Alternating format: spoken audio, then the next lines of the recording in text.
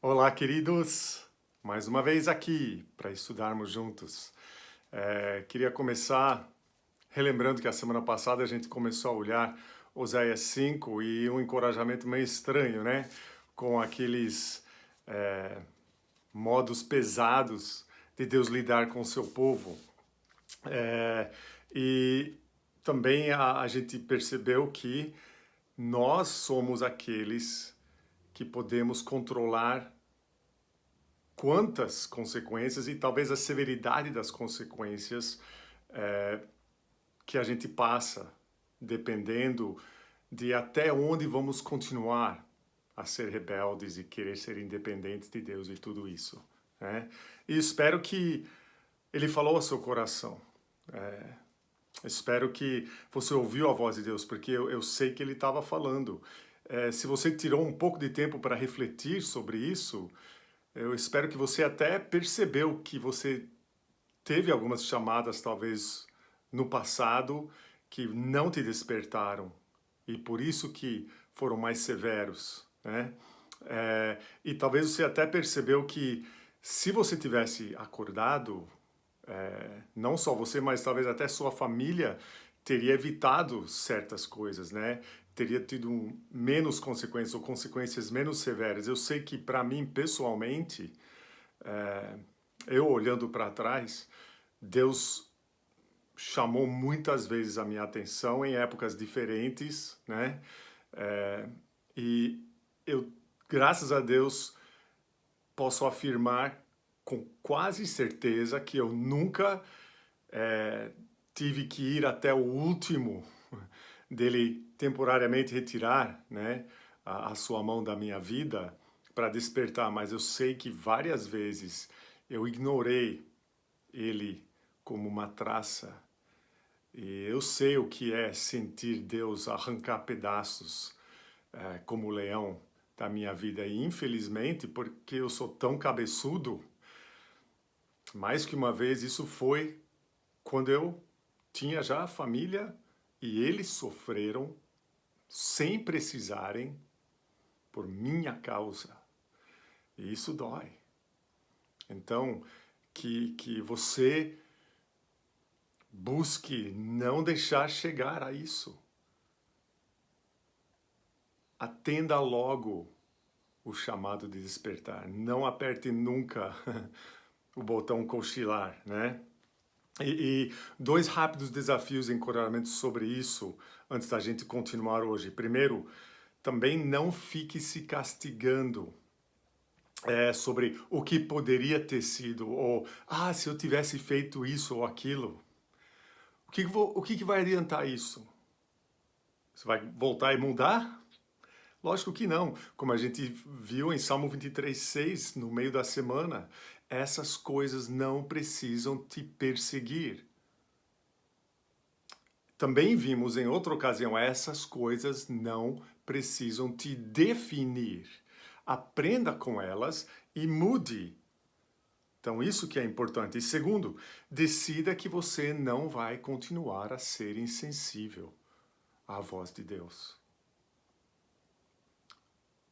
Peça para Ele te ajudar a perceber logo as cutucadas dele em sua vida. Determine que você vai orar, vigiar, ficar atento, em sintonia com a palavra de Deus, com a voz dele, né? Esteja pronto a despertar rapidamente. E absolutamente nunca, nunca se permita continuar no sono espiritual. Se você puder evitar completamente, melhor ainda, né? Porque aí você não vai nem precisar de um toque de despertar. Mas hoje nós vamos continuar e hoje eu creio que o estudo é bem mais encorajador, tipicamente encorajador do que foi a semana passada, né? Porque eu também afirmei que Deus nunca vai desistir de nós, que sempre, sempre, sempre tem sido a verdade do nosso Deus que nunca muda, que a sua compaixão e a sua misericórdia falam mais alto do que a sua justiça. É incrível isso. Eu não sei porquê, a não ser que mas por causa do caráter de Deus. Porque Ele é assim, né? Tão longânimo, tão paciente. E Ele continua assim hoje. Glória a Ele por isso, né? Vamos orar e depois nós vamos olhar o começo de Oséias 6, tá? Obrigado, Pai, por mais uma vez se encontrar com a gente. Não me deixe atrapalhar o seu recado. É a única coisa que eu peço, que o seu recado acerte cada coração em cheio. Para tua honra e glória, continuar a fazer o trabalho em nós para sermos mais como Jesus. Em nome dele, eu peço isso. Amém. Então, escutem só, o povo de Deus falando consigo mesmo, tá? Depois de tudo que a gente viu a semana passada. Venham, voltemos para o Senhor. Ele nos despedaçou, mas nos trará cura. Ele nos feriu, mas sarará nossas feridas. Depois de 2 dias ele nos dará vida novamente. Ao 3º dia nos restaurará, para que vivamos em sua presença. Conheçamos o Senhor. Esforcemo-nos para conhecê-lo. Tão certo quanto nasce o sol, ele aparecerá. Virá para nós como as chuvas de inverno, como as chuvas de primavera que regam a terra. Você ouviu o desafio maravilhoso que eles deram a si mesmos, né? E a promessa também que acompanha? Esse trecho nos assegura que Deus nos ama mesmo quando nossos corações estão longe dele. E o seu alcance é maior que o nosso pecado. Guarde isso, tá? O povo tomou uma decisão, né? Eles falaram, vamos sair do nosso caminho atual, vamos voltar à fonte de tudo de bom que a gente pode ter, pode aprender, aquele que tem as respostas que a gente precisa e procura. Nossos problemas começaram quando a gente se afastou de Deus, então vamos retornar, né? Eles entenderam isso, eles perceberam isso. Eles tinham estado próximos a Deus no passado, senão não poderiam falar, vamos voltar, né? Então, isso é importante também. E reconheceram e admitiram a verdade. Eles sofreram justamente, né, e devidamente as consequências pelo seu pecado. Porque Deus não pode deixar o pecado passar em branco, né? Porque eles o ignoraram e desobedeceram. Eles sabiam disso. Eles sabiam que foram infiéis, prostitutos, adúlteros, né, espirituais. Então, em outras palavras, Deus foi justo. O problema é que eles demoraram demais para despertar, né? Por isso que eles sofreram tanto. E as expressões no 2º dia e no 3º dia deixam bem claro que é um espaço, é uma expressão para um espaço curto de tempo, que Deus age rapidamente na restauração. E isso é tão incrível, gente. E é uma verdade tão maravilhosa. Ele não é como a gente, relutante, né, ficando com o pé para trás para restaurar algum relacionamento, querendo que a gente sofra ainda mais. Ele nunca diz, Você acha tão fácil assim, é? Você ficou 5 anos longe de mim, agora você quer voltar assim com tudo e acha que eu devo te receber? Ou, você passou 6 meses sendo rebelde, então agora eu vou demorar 6 meses até eu te receber de volta. Que nada! E que bom, né? E nós vamos falar mais sobre isso daqui a pouco, tá? Mas no versículo 3, eles se desafiam a voltarem a ele e fazerem uma coisa muito importante. Conheçamos ao Senhor, esforcemo-nos por conhecê-lo. Eles sabiam que não conheciam Deus como Deus verdadeiramente era, né? E você? Você conhece a Deus como Ele é, o Deus da Bíblia? Ou apenas como você quer ou gostaria que Ele fosse? Ou como você ouve em musiquinhas gospel, abobrinha por aí, ou programas de rádio, TV, YouTube, que falam um monte de besteira e você engole, porque soa melhor do que o Deus da Bíblia, né? Que na verdade tudo isso não é o Deus verdadeiro, e nós já falamos sobre isso, né? Mas é claro que isso é mais atraente. Então, você o conhece como ele é?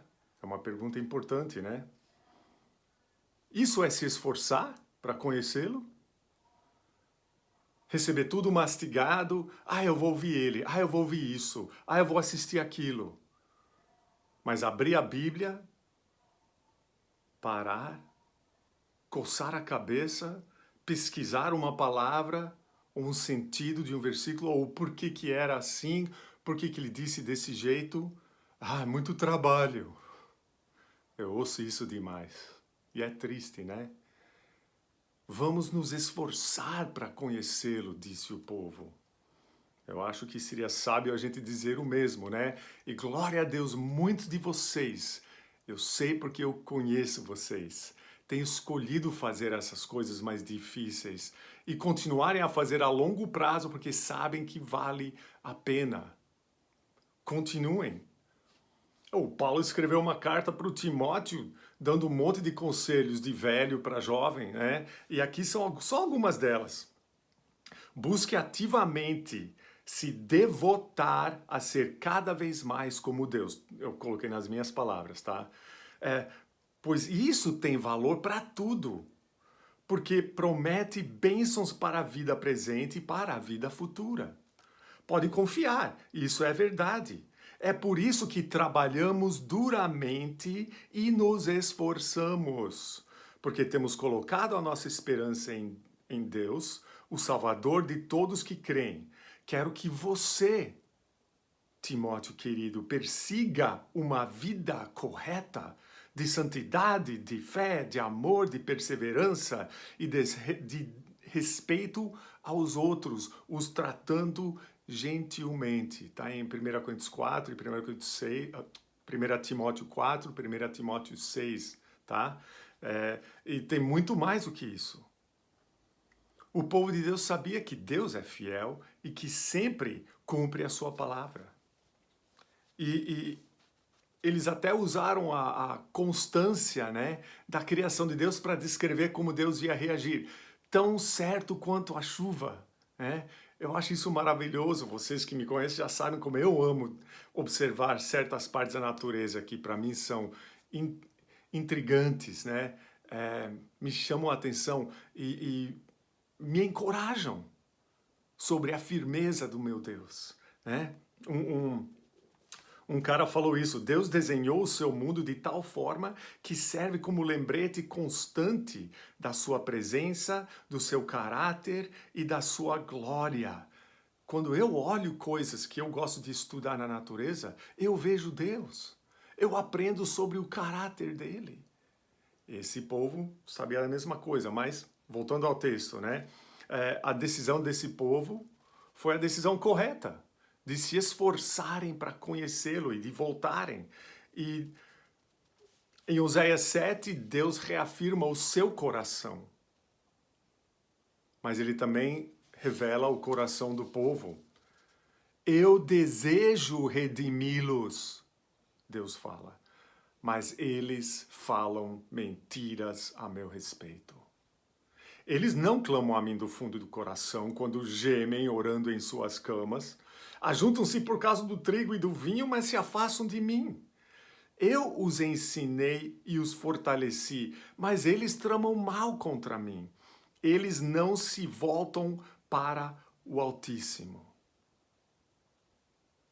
Mas não esqueçam, no meio de tudo isso, Deus nos ama mesmo quando nossos corações estão longe dele. E o seu alcance é maior que o nosso pecado. Mas ele quer o nosso coração todo. Um coração dividido é sempre problema. Em tudo nas nossas vidas. Imagine então com respeito a Deus, né? orações fervorosas com palavras bonitas e floridas e grandes, e mesmo você gemendo quando ora, tem nada a ver se você não está sendo sincero, porque Deus já vê o seu coração. É isso que Ele quer. Honestidade, humildade, sinceridade. E Ele percebe também quando o seu povo junta para aquilo que quer conseguir. Como Ele falou, vocês se juntam por causa do trigo e do vinho, né? Quantas igrejas enchem de gente porque eles querem, em vez de darem, né? O que eu vou conseguir hoje? O que eu vou conseguir de Deus nessa semana? O que eu vou conseguir se eu fizer isso? Em vez de pensarem em apenas dar a Ele. Inclusive, dar a atenção a Ele, né? Ouvi-lo. Então, é muito triste ouvir Deus afirmar: eles não se voltam para o Altíssimo. Me lembra o que Jesus falou, né? Quando ele observou Jerusalém um pouco antes de ser crucificado. E ele falou: ó Jerusalém, Jerusalém, você que mata os profetas, né? Onde eu coloquei aqui? Quantas vezes eu quis reunir vocês sob minhas asas, como galinha reúne seus pintinhos, mas vocês não quiseram.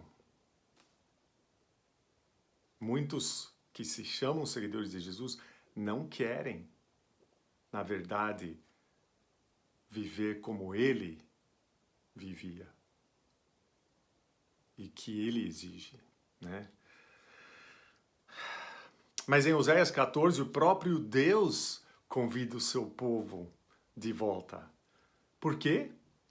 Porque Deus nos ama mesmo quando nossos corações estão longe dele. E o seu alcance é maior que o nosso pecado. Escutem só o que ele diz. Voltem, Israel, para o Senhor, o seu Deus. Seus pecados causaram sua queda. Preparem o que vão dizer e voltem para o Senhor. Peçam-lhe, perdoe todos os nossos pecados e, por misericórdia, receba-nos. E ele fala muito mais, vocês podem ler. Mas eu quero apenas mostrar que ele simplesmente deseja sempre e espera pelo arrependimento verdadeiro. Ele até, né, os orienta a prepararem a sua oração e ele fala como, como orarem. Isso é muito legal. Então, o convite foi para retornarem a Ele, né? Deus estava afirmando que eles não precisavam estar onde estavam.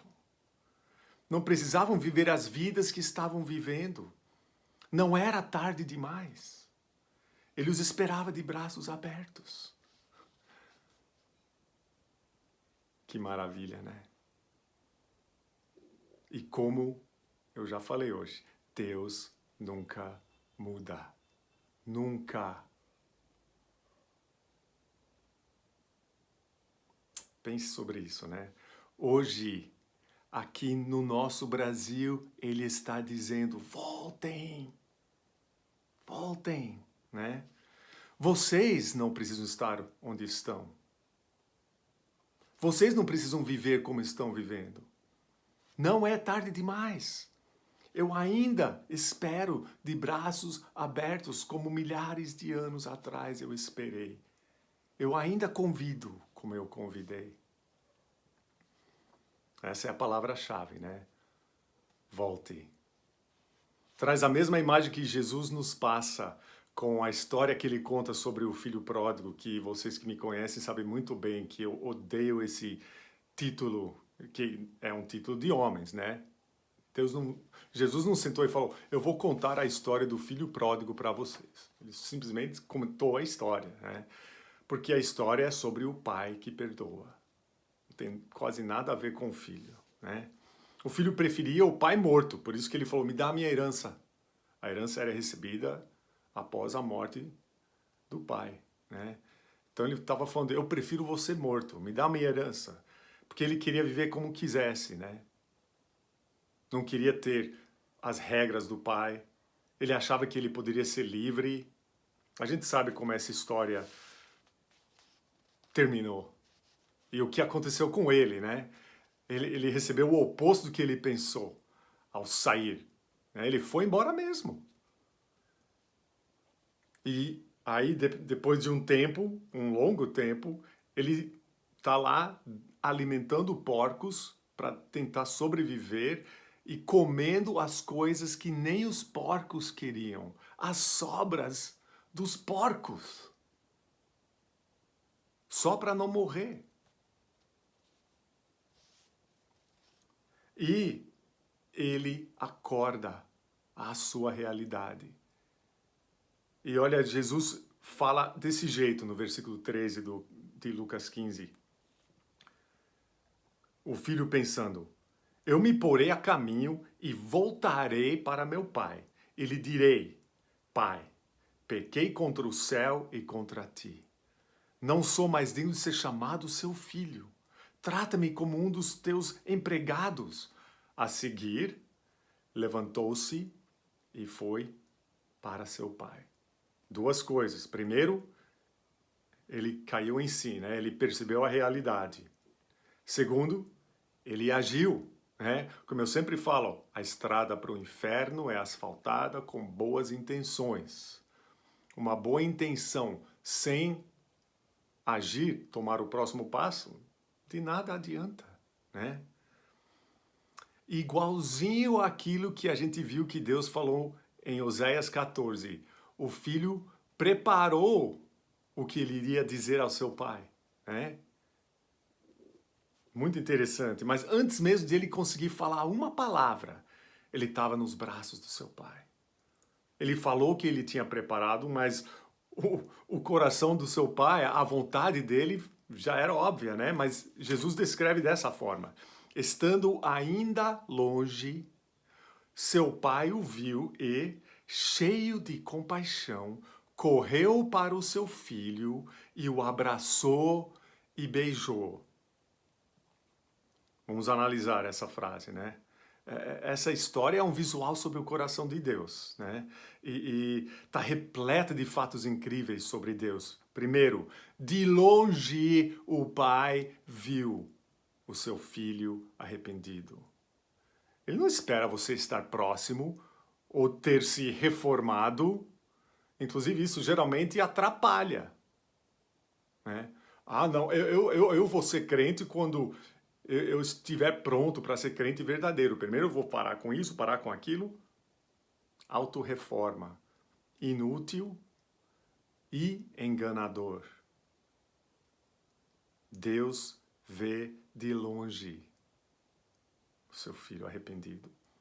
Segundo, o pai estava cheio de compaixão para o seu filho. Sem comentário. Terceiro, o pai correu. A gente não vê o filho correndo. E eu sou esse filho. E você também. A imagem de Deus correndo em minha direção. Eu, Davi, esse lixo. É incrível. E é o único lugar na Bíblia toda que nós temos a imagem de Deus correndo. E é em nossa direção. E já sabemos, porque ele estava cheio de compaixão, que ele não estava correndo porque estava bravo. Ou com um punho elevado, né? Que imagem incrível. Pense no que isso diz sobre o seu valor, do ponto de vista de Deus. Mas ainda tem mais um tesouro nessa curta frase. O pai abraçou e beijou o seu filho. Por si só já é um gesto especial, mas não esqueça do contexto. O filho estava nojento, imundo, irreconhecível. Deve ter estado fedendo tão mal. O pai o beijou e abraçou antes do filho tomar um banho. Isso também é incrível. Essa imagem do amor de Deus que enxerga através de toda a porcaria.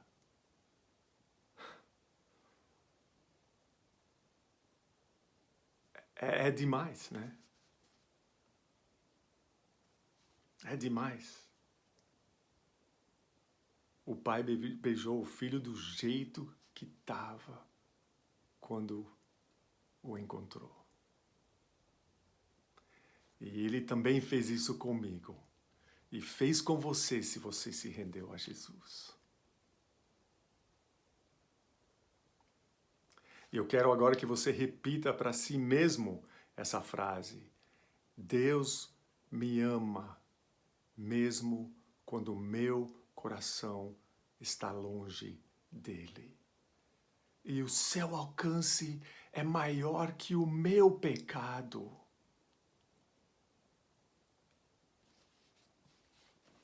Nosso Deus é sempre o Deus de esperança. Não tem razão alguma, no meio de tudo que está acontecendo no nosso mundo agora, de você perder a sua. O que você precisa fazer é parar e pensar um pouco sobre a sua esperança. De onde vem a sua esperança? Tem base em quê? O que pode destruí-la? Quem está por trás dela? Então, as respostas corretas vão afirmar no seu coração que a sua esperança é indestrutível. Se não, fale conosco, porque queremos que você tenha a esperança indestrutível que nós temos em Jesus. Outra, se você sabe que Deus tem soado um alarme no seu coração, para tentar te despertar para voltar a Ele. Não ignore, por favor, não ignore. Ele quer você de volta mais do que você quer voltar. Isso é óbvio pelo preço que Ele pagou para comprar você de volta. E Ele não vai desistir. Nós vimos isso a semana passada, mesmo se doer. Mas vamos celebrar o nosso valor, a nossa redenção, o nosso perdão, né? Por causa do preço que Jesus pagou. Quando nós éramos esse filho sem chance, esse filho completamente destituído, nu e imundo perante o Pai, à mercê do seu Pai. Vamos celebrar e agradecer. Você foi recebido, banhado, restaurado. E é impossível a gente agradecer a Deus como Ele merece, mas temos que tentar, né? Temos que tentar adorar, dar glória, louvá-lo por ser esse Deus tão incrível. Então agradeça, celebre e não cochile. Continue sempre acordado e pertinho dele, seu pastor e companheiro. Amado Pai, é incrível. Obrigado. Obrigado pelo seu coração, revelado no livro de Oséias, reforçado na história de Jesus sobre o seu perdão, a sua compaixão. Obrigado, porque o Senhor transforma mortos em vivos, nos arranca da lama e nos lava, nos tira da escuridão e nos coloca na luz. E muito, muito mais. Não somos dignos, mas te agradecemos. Que as nossas vidas reflitam nossa gratidão através de te servirmos alegremente e incansavelmente até o Senhor nos buscar. Que seja hoje, Pai. Estamos prontos. E obrigado por Jesus, que está preparando o nosso lugar e vai voltar. E é a nossa esperança indestrutível. É em nome dele que eu te agradeço. Amém. Tchau, gente.